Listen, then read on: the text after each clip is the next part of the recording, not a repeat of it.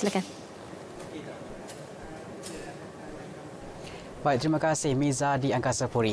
Kerajaan Negeri Kelantan menyambut baik pelbagai inisiatif diambil Kerajaan Perikatan Nasional PN yang merangka langkah tambahan dalam memacu dan memulihkan kembali ekonomi selepas setahun berhadapan cabaran, ia khususnya dalam menghadapi pandemik COVID-19 yang memberi kesan kepada seluruh rakyat, tidak terkecuali di Kelantan ini. Ikuti temu bual eksklusif wartawan Majidah Ismail bersama Menteri Besar Datuk Ahmad Yaakob sempena setahun Malaysia Prihatin di Kota Baru. Jadi secara keseluruhannya pandangan Datuk lah terhadap amanat tadi.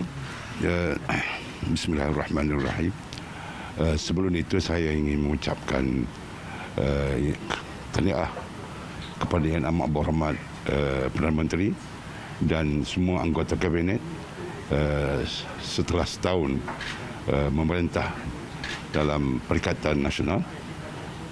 Kita ketika satu kejayaan dan keseluruhannya ucapan Yang Amat Berhormat Perdana Menteri adalah menggambarkan usaha beliau dan anggota kabinet serta pihak-pihak sokongan lain demi untuk untuk menjaga ataupun untuk kebaikan rakyat, untuk kesihatan rakyat keseluruhannya. Kita lihat usaha-usaha yang amat hebat dilaksanakan, terutama apabila kerajaan PN wujud, kita berhadapan dengan pandemik COVID-19. Okey, antara lain yang disebut oleh Perdana Menteri tadi ialah menyegerakan projek-projek pembangunan yang termasuk di Kelantan, 5 projek pembangunan yang kini terus berjalan walaupun dalam tempoh pandemik COVID. Ya, itu tepat sekali. Contohnya Tok Bali merupakan program yang telah kita termasuk dalam 5 program kerajaan. Kita terus laksanakan program-program seperti Taman Pendaratan Ikan Tok Bali dan juga Taman Industri Tok Bali serta projek kemudahan asas. Infrastruktur contohnya Jambatan Pelebang tetap dilaksanakan. Sekarang ini di Pasar Pengambilan Tanah. Maknanya walaupun kita berhadapan dengan pandemik COVID-19, pembangunan untuk rakyat terus dilaksanakan. InsyaAllah dengan adanya kerajaan Perikatan Nasional hari ini sudah menampak usaha-usaha yang mungkin akan kita lihat secara realitinya dalam masa terdekat ini untuk sebagaimana yang disebut oleh Yang Amat Berhormat Perdana Menteri tadi untuk menambah baik lagi. Ini sesuatu yang kita kira yang amat baik untuk rakyat lah. Baiklah, terima kasih Datuk kerana sudi meluangkan masa bersama-sama dengan RTM.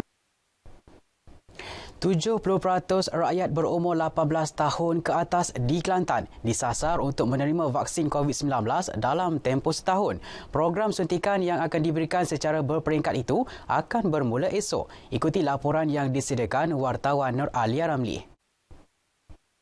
Bagi merealisasikan matlamat itu, Pengarah Kesihatan Negeri Datuk Dr. Zaini Husin berharap masyarakat dapat bersama-sama menjayakan agenda nasional ini sebagai satu tanggungjawab. Ini bagi membentuk imuniti berkelompok dalam mengekang penularan jangkitan wabak tersebut. Pada awalnya kita rasakan bahawa memanglah masyarakat telah menerima info yang agak mengelirukan berkaitan dengan vaksin ini, vaksin COVID-19.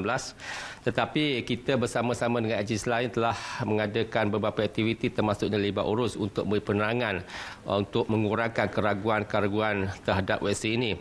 Jadi alhamdulillah kita rasakan bahawa keraguan ini telah berkurangan, tambahan lagi pada di peringkat nasional Yang Amat Berhormat sendiri, Amat Berhormat Perdana Menteri sendiri merupakan orang pertama yang telah menerima vaksin ini.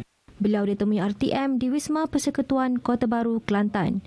Menteri Besar Datuk Ahmad Yaakob akan menjadi individu pertama di negeri ini menerima suntikan vaksin Pfizer-BioNTech fasa pertama program imunisasi COVID-19 kebangsaan peringkat negeri. Dalam program tersebut, 140 individu meliputi pelbagai bidang termasuk petugas barisan hadapan dan pemimpin telah dikenal pasti akan menerima suntikan terawal vaksin COVID-19. Laporan Nur Alia Ramli, RTM. Sesi persekolahan 2021 secara bersemuka bermula hari ini bagi murid prasekolah tahun 1 dan 2. Di Kelantan, amalan norma baharu kehidupan telah diberikan keutamaan. Tinjauan RTM di luar perkarangan Sekolah Kebangsaan SK Cik Deris Kota Baru mendapati ibu bapa yang menemani anak mereka amat menitik beratkan pematuhan SOP termasuk memakai pelitup muka. Mereka juga akur dengan arahan tidak dibenarkan masuk ke dalam kawasan sekolah. Sementara itu, ibu bapa yang ditemui maklumkan anak mereka cukup teruja untuk ke sekolah. Memang mujur lah boleh sekolah ni. Beg tak beli lagi untuk dia.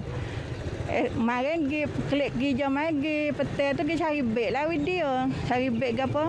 Oh, semalam lorak lah dia ni nak sekolah. Sipai buku ke apa dalam beg ni, mujur nak sekolah.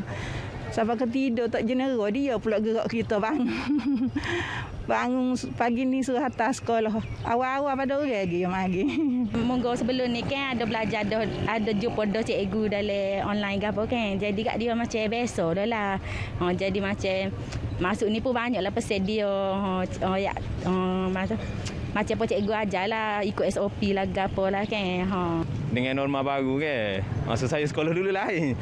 Tak samalah dengan hari ni. Jadi rasa macam teruja. Preparation pun rasa macam lain lah sikit. Kita nak pergi beli pun payah.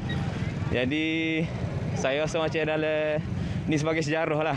Sejarah baru yang kita cipta sebab cara mari sekolah pun lain. Seramai 54,908 murid tahun 1 dan 2 di Kelantan merupakan sesi pembelajaran secara bersemuka hari ini. Turut mengikuti pembelajaran kaedah sama 16,803 murid prasekolah. 3 bahan itu tadi mengakhiri berita wilayah dari Kota Baru Kelantan. Kembali kepada rakan setugas di Angkasa Puri.